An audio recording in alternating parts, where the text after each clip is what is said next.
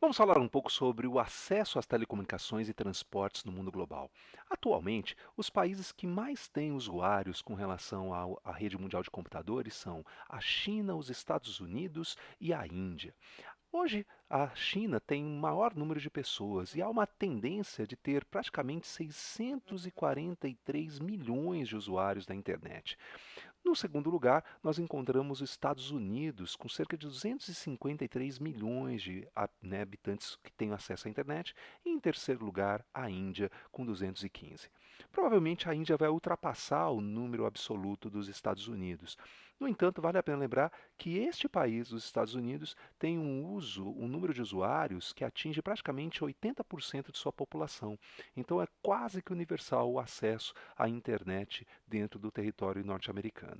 E aí você pensa um pouco, e o Brasil? O Brasil é um país que tem um crescimento bastante substancial e, segundo os dados estatísticos, em 2014 o Brasil se tornou o quarto país do mundo com a maior população de usuários da internet. Até o final de 2015, serão quase 108 milhões de internautas no país contra 99 milhões do ano de 2014. Em 2015, o mundo vai atingir uma marca significativa de 3 bilhões de pessoas conectadas à internet.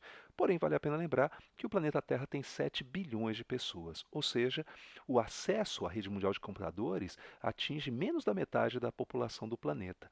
Ou seja, ainda há uma restrição bastante significativa em relação a esse recurso.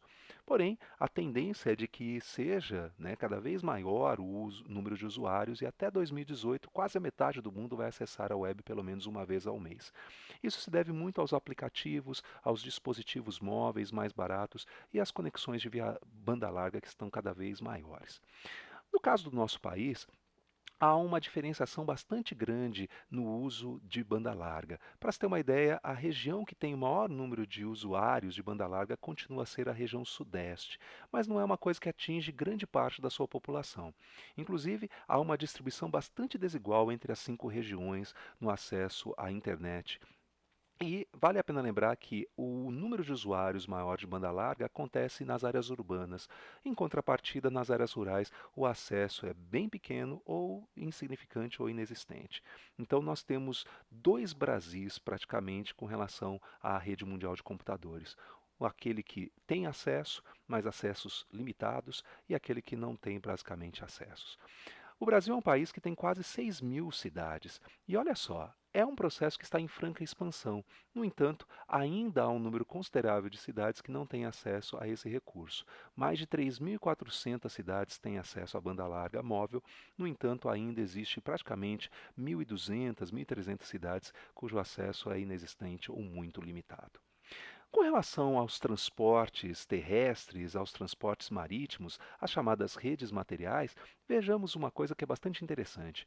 Alguns países fazem uso de recursos de transportes considerados mais eficientes, como é o caso da Rússia, não é? A Rússia faz o uso bastante significativo do transporte ferroviário, um transporte que é ideal para longas distâncias, assim como o Canadá. Os dois países de maior extensão territorial fazem uso de um transporte que é ideal para longas distâncias e que não depende necessariamente de combustíveis fósseis. Algumas outras nações também se destacam nesse quesito, como é o caso dos Estados Unidos. Porém, alguns outros países optam por sistemas de transporte diferenciados, como é o caso da Austrália. A Austrália faz uso do transporte rodoviário. No entanto, há um equilíbrio, há uma proximidade entre os dois valores, entre as ferrovias e as rodovias. O caso também muito parecido acontece com a China, onde metade do transporte é feito por rodovias e uma parcela, praticamente um pouco mais de um terço, também por ferrovias. Agora, o país que mais depende do transporte rodoviário em termos proporcionais é o Brasil. Os transportes rodoviários no país, eles datam de uma maneira bastante significativa do século XX em diante. E eles têm vantagens e desvantagens. O transporte rodoviário, ele é ideal para curtas distâncias, mas para extensões consideráveis, para longas distâncias, há uma série de críticas a serem feitas. O que seria interessante no Brasil era equilibrar um pouco desses três sistemas, já que nós temos muitos rios, temos rodovias em larga escala e ferrovias que poderiam ser expandidas.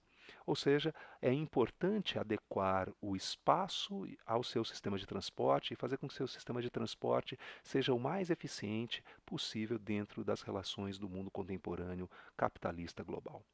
É isso.